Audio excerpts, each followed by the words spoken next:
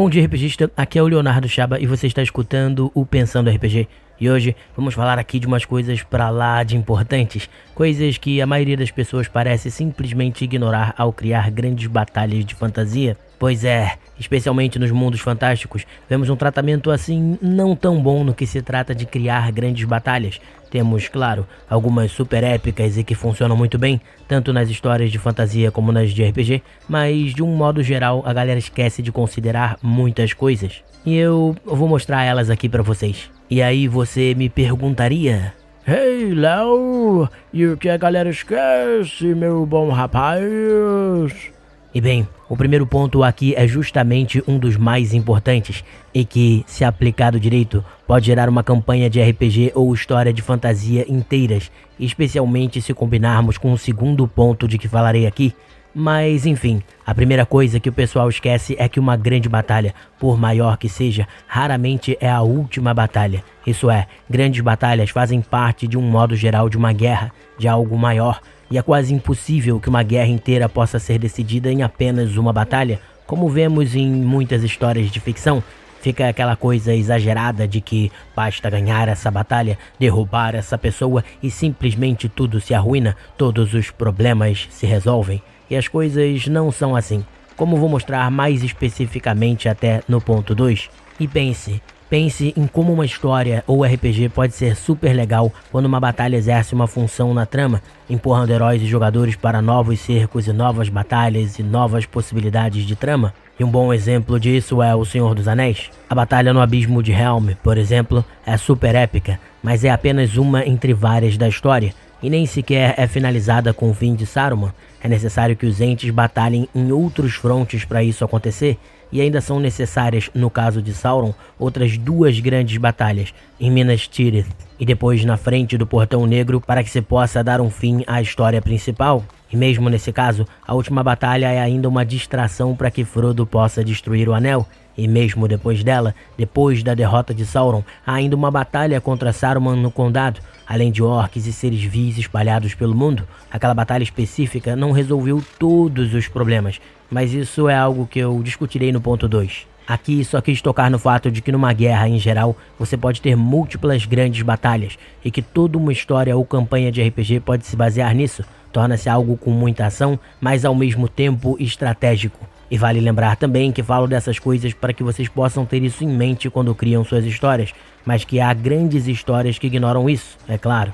Por exemplo, em O Retorno de Jedi, basicamente a derrota do Imperador significa a derrota de todo o Império. Isso, se pensarmos com calma, não é algo bem feito, já que não faz sentido, como eu vou trabalhar a seguir, mas mesmo assim funciona naquela específica história, no pulso narrativo da saga Star Wars, e por isso mesmo a gente aceita e vibra com o final. Portanto, vale entender que algumas coisas não fazem tanto sentido assim, mas dependendo de como for a história, pode funcionar. Isso nos leva ao ponto 2, como eu falei, igual seria ele, é entender que uma guerra conta com múltiplas grandes batalhas, mas essas batalhas envolvem também uma rede de intrigas, acordos, administração de recursos, etc., que geralmente não são assim tão bem explorados na maioria das obras. Por exemplo, a queda do Imperador em Retorno de Jedi, como eu falei, se pensarmos com calma, não deveria levar ao fim do Império. Por mais que ele fosse a figura mais importante, há toda uma hierarquia militar, com pessoas com força suficiente para manter as coisas funcionando.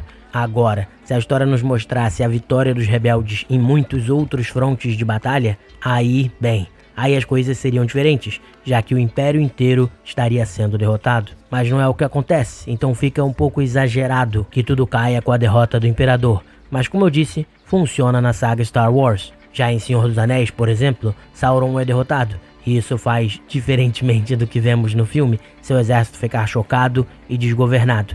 E eles então são facilmente derrotados, mas não tem aquele desmoronamento todo que a gente vê no filme não. Ainda assim, ao longo de toda aquela era da Terra-média, continuaram havendo outras batalhas, já que a herança da corrupção de Sauron ainda estava presente, assim como a herança da corrupção de Morgoth, da qual Sauron foi herdeiro. E para mostrar bem esses tons de cinza da guerra e das batalhas, temos aí Game of Thrones, que fez isso muito bem. Lá, eles mostraram os diversos outros lados que podem haver em uma guerra ou em uma batalha em específico.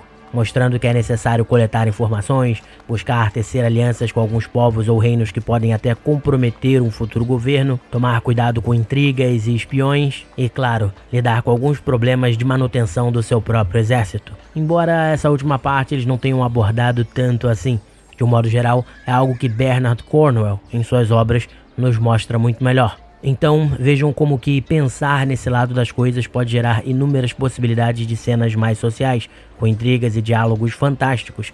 E num RPG, é claro, isso poderia gerar momentos super interessantes de interpretação e de pensamento estratégico. Desse modo, caso a gente combine o ponto 1 com o 2, vemos uma história mais complexa surgir, com fortes momentos de ação, momentos épicos, combinados com outros momentos de política, intriga, lado social mais intenso e mais tons de cinza, vamos dizer assim, tanto no que se trata dos personagens quanto no que se trata das batalhas. Então, vale muito pensar sobre esses dois pontos e combiná-los, e se possível utilizar ainda o terceiro ponto que eu vou falar aqui. E que ponto seria esse? Bem, são os chamados stakes, que é mostrar que aquilo que está acontecendo, que aquela batalha realmente tem peso. E o que isso significa? Que é preciso que quem joga o RPG, lê ou assiste a história, sinta medo, sinta que uma derrota pode ocorrer e que isso pode trazer graves consequências. Isso faz com que a gente se prenda ao que está acontecendo, que fique ávido para saber o que vai acontecer. Isso vai ocorrer caso fique explícito o que uma derrota pode gerar naquela batalha, ou que sofrer uma derrota é possível, que consequências pesadas podem ser aplicadas aos personagens principais e ao mundo.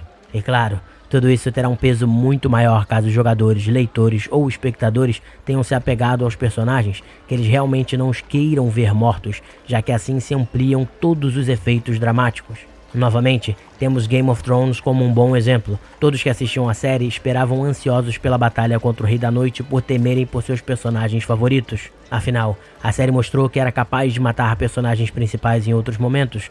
Logo, uma batalha daquela magnitude fazia os fãs temerem por seus personagens favoritos e especularem quem sairia vivo. Isso porque a série também explorou a fundo esses personagens, fazendo com que o público verdadeiramente se preocupasse com eles. E é claro que a batalha em si acabou desapontando um pouco nesse sentido, já que vimos um personagem querido quase morrendo em meio aos Whites, e quando a câmera voltava para ele, ele estava inexplicavelmente bem e seguro. Mas ainda assim, a expectativa enorme sobre o episódio ocorreu, e isso aconteceu justamente por tudo que eu explicitei até aqui. Ou seja, personagens queridos e a possibilidade de algo realmente ruim acontecer. Já uma forma incorreta de se tentar criar esses stakes ocorre no final do filme da Liga da Justiça. De modo a tentar colocar algum peso emocional na última batalha, temos uma família que aparece do nada na história e que os heróis se preocupam em salvar. Acontece que a gente não sabe absolutamente nada sobre aquela família. A gente tem zero apego emocional com ela e por isso eles estarem em perigo não gera tanta tensão assim. Ou seja, nós como audiência não sentimos de verdade o peso daquele momento. E basicamente, esses são 3 aspectos das batalhas de fantasia sobre os quais podemos e devemos sempre pensar. Tenho certeza de que vai ajudar vocês e é isso. Espero que tenham gostado de mais esse episódio e até a próxima. Grande abraço, pessoal!